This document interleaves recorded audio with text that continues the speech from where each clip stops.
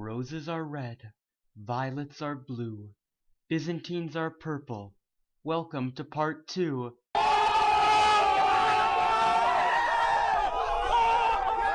I want a record deal right now. Beep!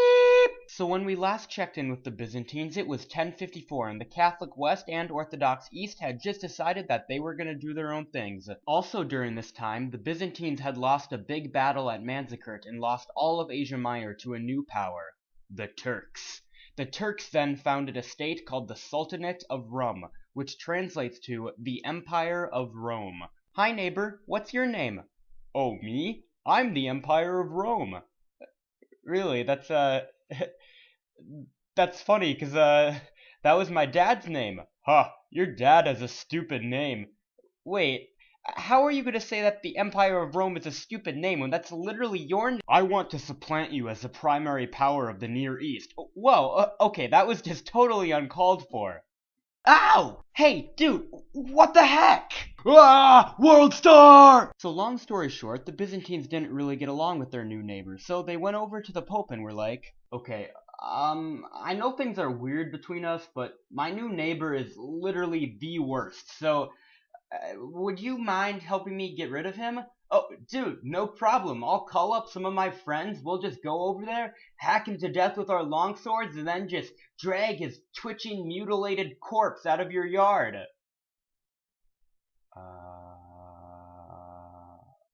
Works for me!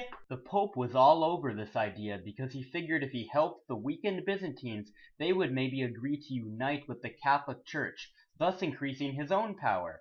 He also kind of liked the idea of finally, reclaiming the Holy Land and Jerusalem in the name of God, whatever. So now that Byzantine Emperor Alexius Komnenos had secured an alliance with a bunch of courageous and chivalrous knights of Western Europe, he could kick back, relax, and eat his grapes in peace.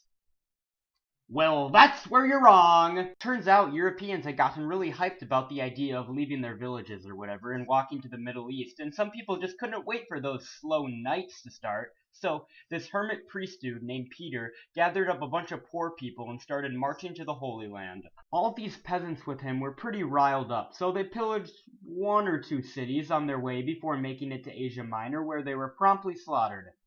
17,000 peasants were killed compared to just 50 Turks. How's that for a KD ratio? However, the main Crusader army followed soon after, and they weren't quite as poorly equipped.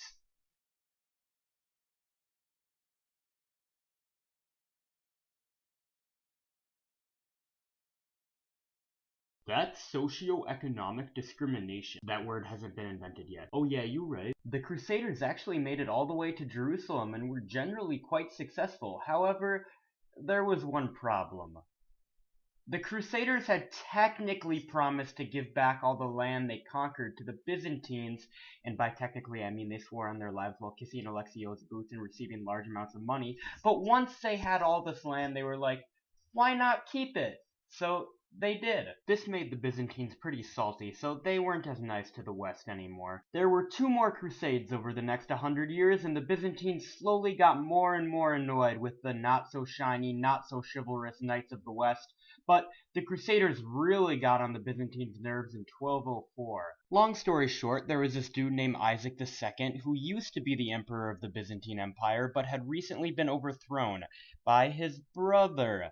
He was like, hey guys, wanna help an old blind guy out? He was actually blind. His brother did it to him. Yeah, I know, crappy brother. Well, seeing that I'm a completely uncorruptible, virtuous knight in shiny armor, I would be glad to help a poor blind guy. Okay, come closer. I need to tell you a secret. Okay. Listen up. We're not gonna go to the Holy Land on a crusade. We're gonna hit up my brother in Constantinople and put me back on the throne. Oh, okay, that definitely doesn't go against any of my Christian values or anything. Let's go. So, the Crusaders that were supposed to be going on the 4th Crusade actually ended up sailing to Constantinople instead, and for the first time in almost 1,000 years, Constantinople's walls were breached. The Crusaders, gentlemen as they were, just put Isaac II back on his throne and left to go slaughter some heretics with— Nope! Instead, the Crusaders got greedy and sacked Constantinople, killing thousands, destroying priceless works of art, torching the city, pillaging homes, etc., and then set up their own Latin Empire based off the now looted shell of Constantinople. Yeah. This sacking of Constantinople is still a sore point in relations between the Catholic and Orthodox churches.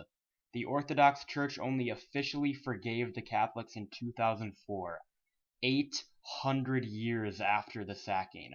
Don't worry though, the Byzantine Empire still survived in Asia Minor and reconquered the city 57 years later. The damage had been done though. The empire struggled on until 1453, but that year Constantinople was finally conquered by the Ottoman Turks, a successor state to the Sultanate of Rum, after a valiant last stand by the Byzantines. As the Ottomans were about to take the city, the last emperor of the Byzantines, Constantine XI, took off his purple robes and charged into a crowd of enemy soldiers. His body was never found.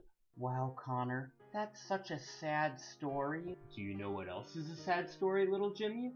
What? Your parents gave you up as a child. Surprise! You're adopted! Huh?